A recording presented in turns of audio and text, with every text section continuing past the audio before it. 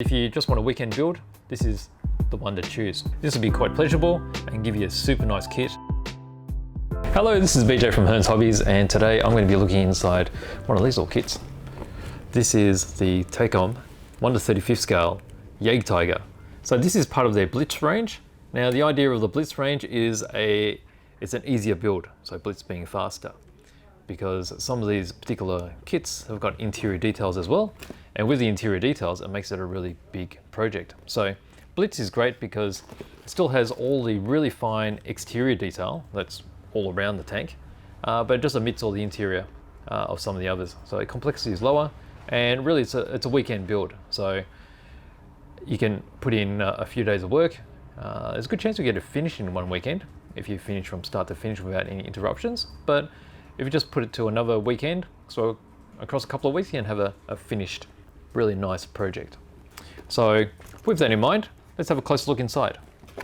So over here, pop down there, you can see it's a very nice artwork there.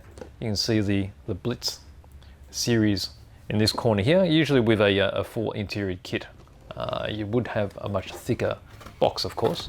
So you can see there's some options of designations on box side there, and then there's images of all parts, so you can get a good idea of what you're getting into before you even open the box when you're in the shop. Okay, let's pop that aside, and I'll move this so we can have a closer look at each component. So let's start off with, these are your main components. Okay, so in this particular bag we've got the lower part of the hull, so you have the lower hull here. So you may be able to see all the extra armor and the access panels. And then from there you have the top of the hull. So you can see the casemate here. So with the Jag series of Panzers, so they were the, I guess they often called them the hunting type, so this was known as the hunting tiger as well. To lower the production costs and complexity of building these tank destroyers, they built them so they didn't have a working turret. So the gun was mounted in a fixed position, and it had a little bit of traverse, but generally the whole tank needed to be aimed in the general direction before it was useful. So quite often these were used in some distance away from the targets. And as development progressed through the war, they ended up with this particular one, which is the heaviest production tank that was ever made during World War II, and also had the most powerful gun. So they actually managed to shove in a 128mm gun into this. So the original King Tigers had an 88mm, and that particular 88mm was fitted onto the Jag Panthers to upgun them from their 75mm, but 128mm is something phenomenal, and 128mm was the only gun of the period that could penetrate and destroy any of the Allied tanks with accuracy and from a distance.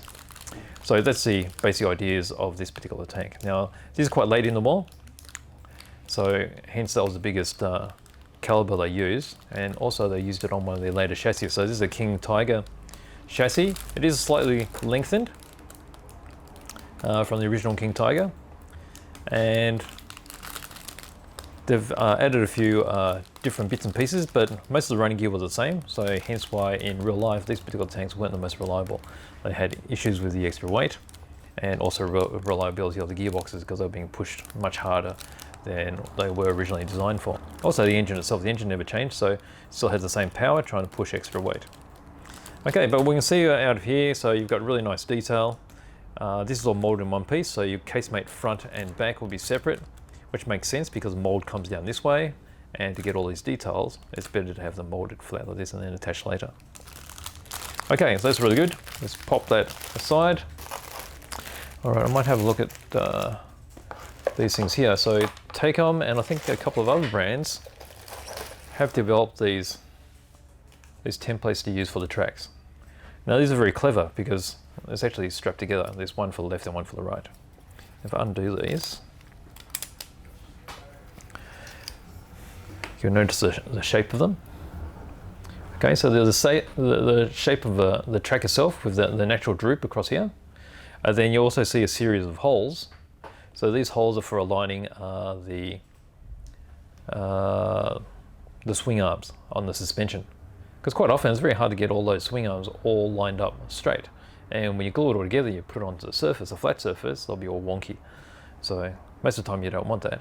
Unless of course you want to build it with wonky suspension, like it's going over rough terrain. But to keep it all simple, and in the philosophy of the Blitz being an easier build, they've got these templates. So across here, you use this section first for your swing arms, and then later on, as you're attaching the wheels and you're doing the tracks will be laid across the top to get your natural shape. And you've got your left and right there. So they're a great addition. So that cuts down a lot of time as well. Make sure your build is perfect. From here, we move on to this packet here. So you'll notice that the engine covers, so here and here, and you've got different mud guards. A few other bits and pieces are different, simply because you've got options for a late version and an early version of these particular tanks. So production was, I mean, the general shape is the same, but some of the things were moved around. So for instance, the machine gun, so anti-aircraft machine gun mount was shifted on the rear here, and they moved it to a different point on this side. It may have been simply to make it easier for production, but in the case here with the machine gun's on the actual engine cover, so you can imagine you have to take the engine mount off, or the machine gun mount off before you can open the cover, so it makes sense to put it on another side. But you have your options there. A lot of differences, which we'll go through in the manual as well. So it goes across here. Over here we've got this particular sprue, a lot of small parts. You've got all the finer parts here. There's a lot of tow hooks, track hangers. You've got the tow, I don't know what you call those, or the horseshoe type clevises for attaching to other tanks for towing. You have the exhaust pipes, engine ventilation covers, gearbox housings,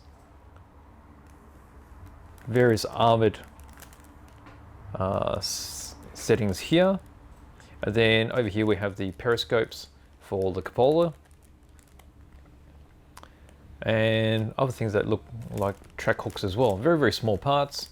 And this is part of where I said if you want a really well detailed kit externally, you can see how many parts are used just on the external. So it's very nice, even though they've simplified to make it a weekend kit. Okay, so we have that. All right, this part here has got some of the larger components. You've got the casemate, you've got your front, you've got the rear. So hatch opening for reloading and also for crew access.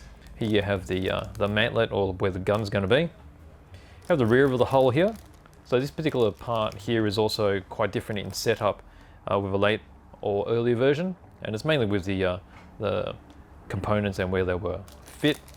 Over here we have the big gun, the 128mm gun, or the 12.87mm, they would have called it back then. It's in two parts. So you just need to be careful when you're gluing that together. Extra thin cement generally helps, so you tape it together so it doesn't warp as you're gluing it. Over here you have your gun mount, and then these are various hatch covers. You have your viewfinder here, which is on the kidney shaped item that goes on the top of the casemate to rotate. The machine gun cover, the classical round style, which is late war. And then some more covers here as well. Okay, moving on to the next sprue. So here we have the side skirts, so additional armor. They're all in one piece. I guess if you did want to build a tank with damaged pieces that were missing, you just have to cut those off at the various points and glue them in place. You have tow cables here, and then you have the MG42 anti-aircraft machine gun, and then there's the mount for the machine gun, and then the various tools that go all around the tank as well. Here we have the gun stop. So that's generally for mounting up the gun so it doesn't bounce around during transportation. And some mud flaps here as well. All right. Over here we have the drive system. Okay, so you've got the road wheels, the sprockets. There's two sets here, because as you can imagine on such a big tank, there's going to be a lot of these wheels. And these had the classical interleaved wheels, which They basically laid on top of each other like so, to spread the load. So as you can see, two identical. Over here we have the swing arms for the suspension. Road wheels, which are in multiple pieces. The idler, sprocket for the drive. Over here there's a lot of fine parts. Again, there's a lot of tow hooks and such. And over here we have the rear idler guide as well. Okay, so you can sort of get an idea of how big this tank is going to be, and then if I get it up close enough, I'll see if you can see all the fine details that are on each wheels. You've got all the nut details, really very fine and very crisp. Okay. All right, so here we have our final set of sprues. So these are the tracks. Now with the tracks, they're not fully independent, like individual tracks. It's what I'll call a segmented track. So you've got these flat sections here, so that saves you from doing all the individual ones. So this is really designed for a very flat surface display. So that'll be the base, perfectly flat, so hence why the template's going to help you line up all of your swing arms. And then for the areas where you've got a lot of droop, so around the front, around the sprocket, those items are all individual. So it still gives you that really nice natural droop look, but it makes it fast to build because you've got these big segments where it's going to be naturally flat anyway. So there you go, two sides. All right, well, they're all the plastic parts. So what we have left is we have a bit of copper. So a bit of loose copper wire there. So that's used for adding detail to the loose tow cable. So as you can see, if I stretch it out, you've got quite a length there. So you can have that with a natural hang. You'll be able to see quite a lot of period photos where it has this awkward hang to it, and that's perfect with this. It's not meant to be smooth. Kinks look natural. So there's a bit of that. Pop that aside. From there, there's also a addendum. So for this particular step here, 9-2, so the 2s are for the late version. Over here, this looks like an exhaust protection cover, and it looks like one of these bolts needs to be cut off. So on B36, so it's something to take note of. Let's move on to here. We've got some photo etch parts, photo etch in brass. So let's just hold it up and see if we can get that a bit sharper. Focusing there, no, let's bring it back down, that's better. Okay, so you can see these are for the engine covers. It generally is quite acceptable to see these included in kits now. It really is a bare minimum, I think, to have these on, because opened up covers don't look quite right. Every period photo you see, the engine covers do have this sort of grilling on them. And then there's some finer pieces on the end here, another one for another vent there as well. Okay, so photo etch, and then we come to the decals. So there's decals here for, let's see, 4 different options of numbers. You've got 323, 332, 131, and 331. And then there's a variety of German crosses and other insignia there as well. All right, so from there, let's have a closer look at the manual. All right, so we've got the manual here. Across the front, we've got a little bit of a history regarding the operations. So across here, you can see 2-in-1. So 2-in-1 basically means it's late version parts and the early version parts are all included, so you can build either way. All right, so open it up. Let's see, I might just zoom this out a touch so you can see the whole manual.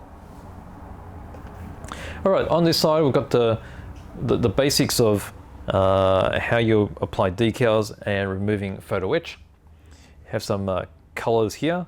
These are all in MIG numbers, but it'll be easy enough for you to find equivalents in any other brand. On this side, we have the plan views of each of the sprues, so it's easy for you to recognize where all the parts are. And then it talks about such as these two here. So you get your track and your wheels, and you've got them multiplied by 2. So it's 2 sprues of exactly the same, so you know what's going on there. All right, so if we move on to here, we go to the first steps. So first page here, you're building the suspension. So you have the bottom of the hull, and this is all the suspension, or the swing arms, going into place. And then you'll see here, this is the two sections of the templates that I described before. These are for aligning up on the swing arms, and you keep them in there until the glue is fully set, and then they'll be perfectly aligned to be totally straight and have the correct amount of, or the chassis sit, I guess you'll call it. Moving on to section 4, this is where your road wheels are going into place, gearbox housings here, and then that's your first lot, and then your second lot of interleaved goes on. From there we have the sprocket, the idler being constructed, and again, this is where the template is showing you how these individual parts are applied, and as they glue, that will guide them into the correct fit. So you have here, you have the sprocket already mounted, the idler mounted, so that when they're put all together, that will all come off as a single piece. Over this side, this is where you've got your sub-assemblies of those, the tracks, the idler wheels, and the sprockets that we saw earlier. So they're mounted on, and from there they'll be totally flat, and then the very long bases, the flat sections, they're simply glued on. So very simple indeed.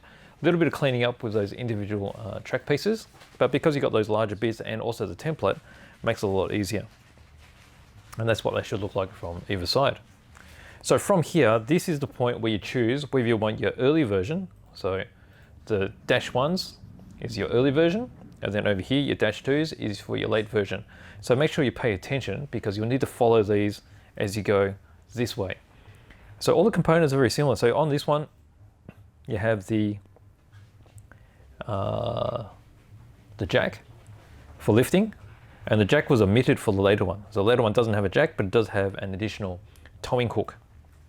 Some of the arrangements are around a different way, and then also you see over here, you've got, let's see, B37.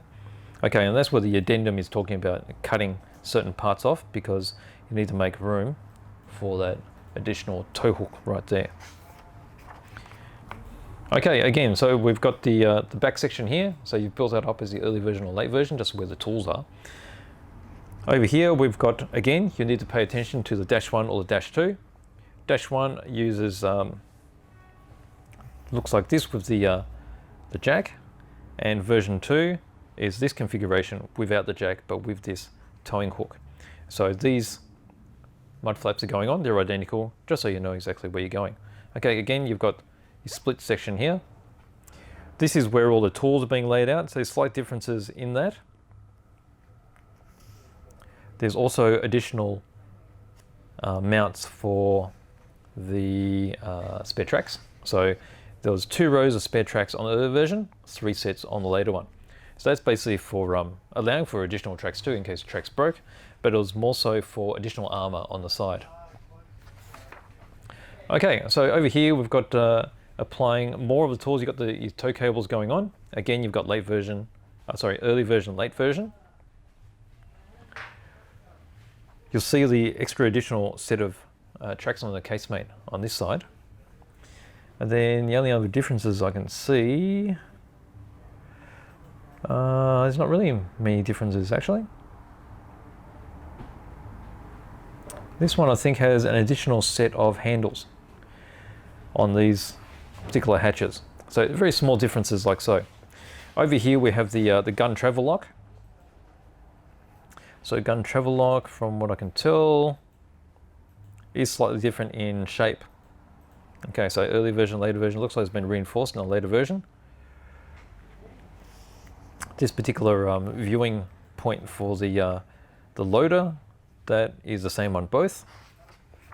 Okay, so on this section here we have, again, the other side of the hull. So the tools are slightly different. So over here we have this particular cable. On the later version it doesn't at all, but there's an additional set of mounts for the extra tracks. Over here we've got the photo etch going onto the engine compartment, and then we start building up, these are the periscopes going in, the front machine gun, and that's showing the machine gun being built into its ball mount. And then we have all the final details going onto the top of the hull. You've got the photo wedge going on these 4 sections here, various tool placement, and then we get into building of the entry doors for the crew on the back. So from what I can tell, the doors were slightly different too, from the early version and the late version. So early version's just got a interlocking flat section from what I can tell, and it looks like it's been up armored on the later version. Okay, this is quite obvious too. So this is where I was talking about the different mounting points for the anti-aircraft machine gun. So on the earlier versions, the stalk was mounted directly onto the engine cover. So obvious problems with that is as you open it up, it's going to crush. So that's been moved to outside of there, independent of the engine cover. Okay, you get into building up to the gun. Gun is mounted quite simply onto the bottom of the hull. And then the top of the hull is mounted. You have the front of the casemate with a mantlet attached. You have your side armor, or the side plates. So that's the early version and the late version. So slight differences in shape from what I can tell. So you've got the different mantlets here. And then we get into finishing up. So the front mud guards are put in place, and they're slightly different from the early one to the late one. Late one looks like it has some more reinforcing ribs on it. Okay, so from there, let's just move it across. We have actual color of the various options. So you've got, there's 3 options here for early. So you've got the 323, 131, 332, and then for the late version, there's it has no number, it just has a Y signifying that particular vehicle. Then as we move here, there is one more version for an early version, and that's for 331. So slightly different camo scheme. Still has the very common 3-color scheme. So you're looking at dark yellow, the dark green, and the red brown, but the shape of it is slightly different. So that ends the manual there. So it's quite nice. All right. So that is my open box review of the Takom Blitz series 1/35 scale Jagdtiger, and it's a very nice kit. So being Blitz, again, it's a bit easier to build, seeing that it leaves out a lot of the interior detail, but it doesn't skimp on any detail for having an exterior kit. So it's no different from, say, a standard kit from anyone else, say Tamiya or Academy, even Ming, for instance. But it does have quite a lot of detail in the number of parts. Now, I quite like more parts, but if you just want a weekend build, this is the one to choose, because you don't have to be complicated with any additional parts inside, having to work out whether or not it's going to fit properly because something is just slightly awry. This will be quite pleasurable and give you a super nice kit, and you can concentrate more on the painting and the weathering. So there's the Takom 1/35 scale Blitz series Jagdtiger. Thanks for watching.